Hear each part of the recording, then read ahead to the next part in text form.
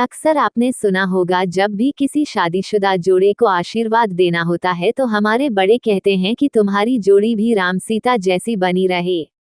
बता दें कि माता सीता और भगवान श्री राम दोनों ही एक पति पत्नी के लिए आदर्श हैं। लेकिन अक्सर लोगों के मन में ये सवाल उठता है कि माता सीता की उम्र भगवान श्री राम की उम्र के मुकाबले कितनी कम थी और विवाह के वक्त इन दोनों की उम्र क्या थी। जैसा कि हम जानते हैं कि मर्यादा पुरुषोत्तम राम भगवान विष्णु के ही अवतार हैं। राक्षस राज रावण का विनाश करने के लिए उन्होंने धरती पर राम के अवतार में जन्म लिया था। इधर सीता माता को आद्य शक्ति, सर्वमंगलदायिनी और वरदायिनी माना जाता है। शास्त्रों में इस बात का जिक्र किया गया है कि सीता माता के नाम में ही उनकी उत्पत्ति का राज छिपा हुआ है।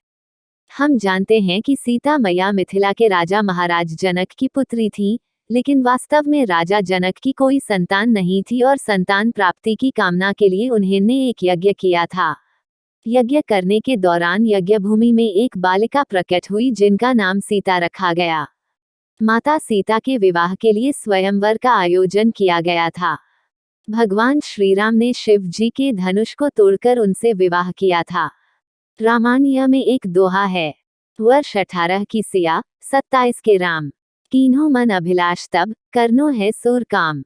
इस दोहे के अनुसार माता सीता की उम्र विवाह के वक्त 18 और श्री राम की उम्र 27 थी। इसका मतलब है कि माता सीता भगवान श्री राम से 9 वर्ष छोटी थीं। वाल्मीकि रामायण की बात की जाए तो वाल्मीकि रामायण के अनुसार भगवान राम की आयु 13 वर्ष थी, जबकि विवाह के वक्त माता सीता की आयु 6 वर्ष बताई जाती है।